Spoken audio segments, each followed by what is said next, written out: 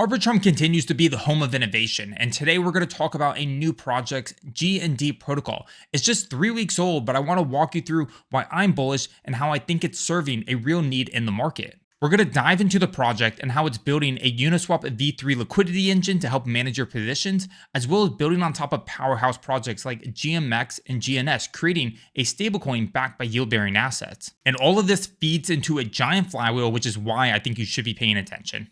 What's up YouTube? Welcome back to my channel. I called GND when it first launched almost a month ago, up over 400%. So be sure to drop me a follow on Twitter, hit the like button, subscribe, but most importantly, leave a comment below about what new projects you're looking at so I can research them. Come join the completely free community Discord. Now let's get into why you should be bullish on GND. GND Protocol has two main products. It has a stablecoin built on top of GMX and GNS. This is backed by yield-bearing assets, and we'll dive into how that all works.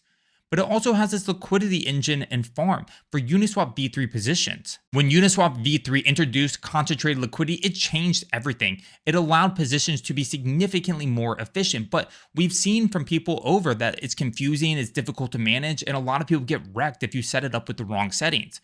So this is where GND comes in, really providing that value and helping users manage that position more effectively. And in just a few weeks, GND Protocol has racked up over $35 million, which is massive in a bear market. So let's dive into the dashboards, let's go through this project and see how everything kind of works together. Here's a quick graphic and a quick overview of the three different pillars of the GND protocol. And you can see everything comes back here to the buybacking and burn of GND, which makes it deflationary. You can see here we have the GND farms, which is going to be the concentrated liquidity positions. We also have the native token, right, GND, that you can lock and stake for xGND. And then finally, we have the stablecoin gmUSD, which is backed by the yield-bearing assets.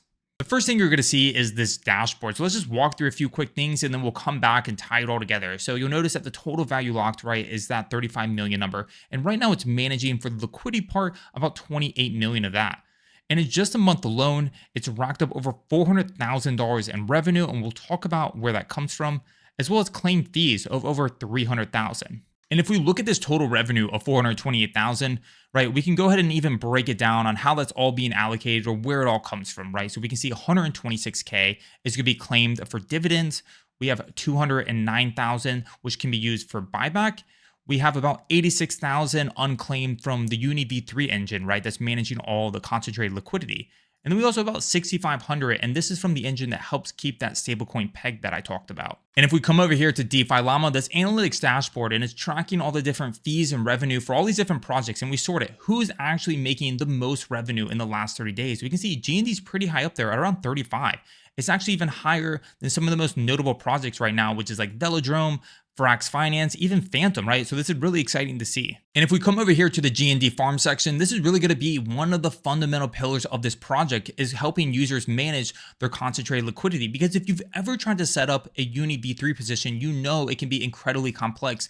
And if you put the wrong settings, you can actually lose out on a ton of money. And I love that they're doing this because this is going to really help onboard the next wave of retail users that are looking to put their capital to use.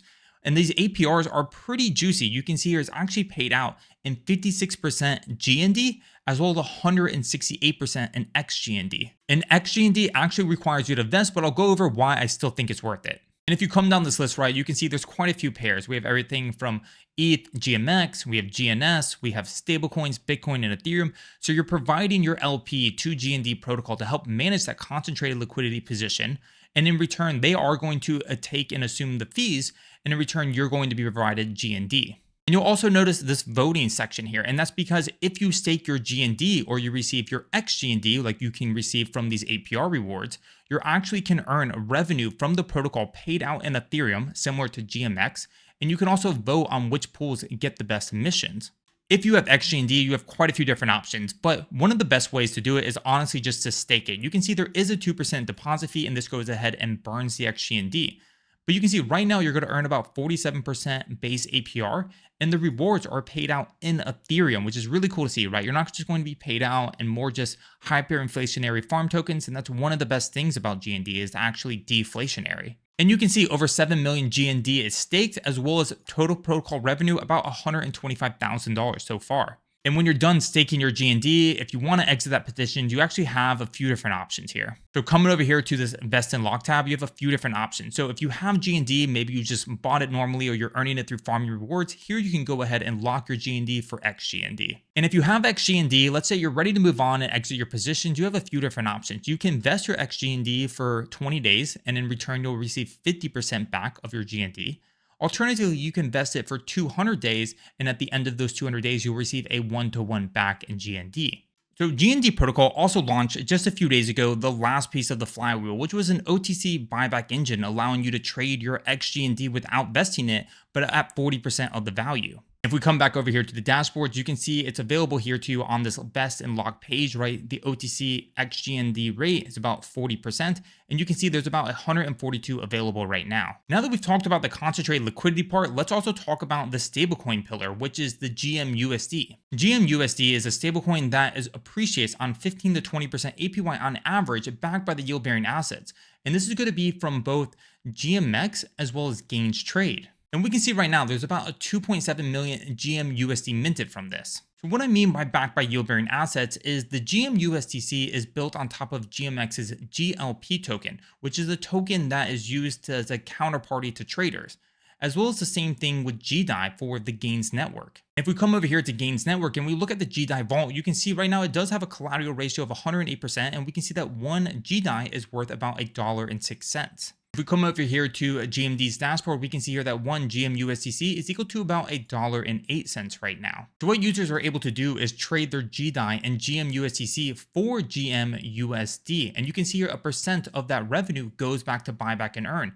And what all this module does is help keep the peg of that stablecoin. By being able to arbitrage this and collect money, you can see here that when it's above peg, it involves minting gmUSD with the yield-bearing assets at 1-to-1 and then selling it as an overpriced rate until it reaches peg.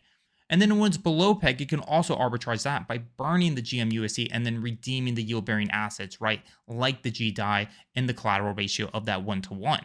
All this really means is that when the gmUSD coin is either above or below peg, it's able to arbitrage, take those fees, and then contribute it to the buyback and earn. Now let's just dive into this GND dashboard, which provides a ton of insights on the tokenomics. It really just kind of helps us understand the health of this project, and really been impressed with how well things have been going and really how the team has been gaining a ton of traction here. So one of the biggest things that we'll want to keep track of is that users that vest their xGND for either 20 or 200 days, as we'll be getting back to GND, which could be possible selling pressure. And if we look at this chart here, we can see that most of the unlocks have already happened this week, right? We had 300 unlock on the 17th.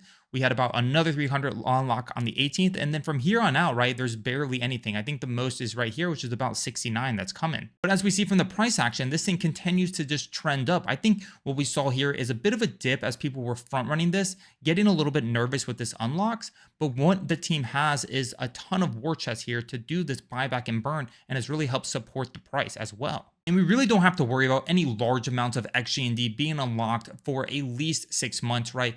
In November, we can see there's 719 followed by 1,000, but that's 6 months down the road, right? I think we go ahead and check in on things probably about 3 months from now and start to kind of figure out a better strategy as we approach this and see, where the product still sits. I've talked about how everything kind of falls into this flywheel of GND being buybacked and burn. And we can see even today, there's been a cumulative burn of 5,900 GNDs, right? Remember, a max supply is only 100,000.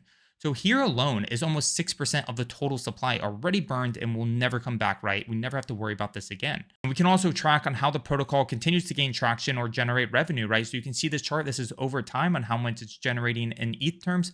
Here on the right, you can see there's a chart for USD. And we can also see how much ETH is being allocated for GND buybacks, right? Again, flying into this flywheel of buybacks and burns of the GND token. I don't know if there's a more bullish chart in crypto right now. This is the 3-day chart of the GND token. We can see it's just up only. When I consider the GND token in my predictions, I'm thinking of a few things.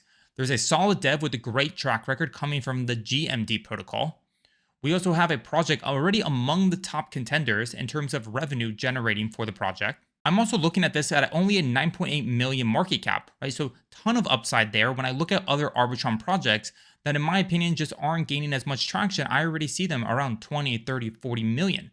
So this leads me to believe that my short-term analysis could be around $1,000 for GND, and my bull case is going to be around $2,000 for GND. But I couldn't stress this enough. Of course, do your own research. And again, if you have any questions, Come follow me on Twitter, drop me a message. Come check out my other videos like the weekly alpha report on everything you've missed last week. Come again, join the completely free community Discord. Drop a comment below on projects that you're looking at. But see you in the next one. Cheers and happy farming.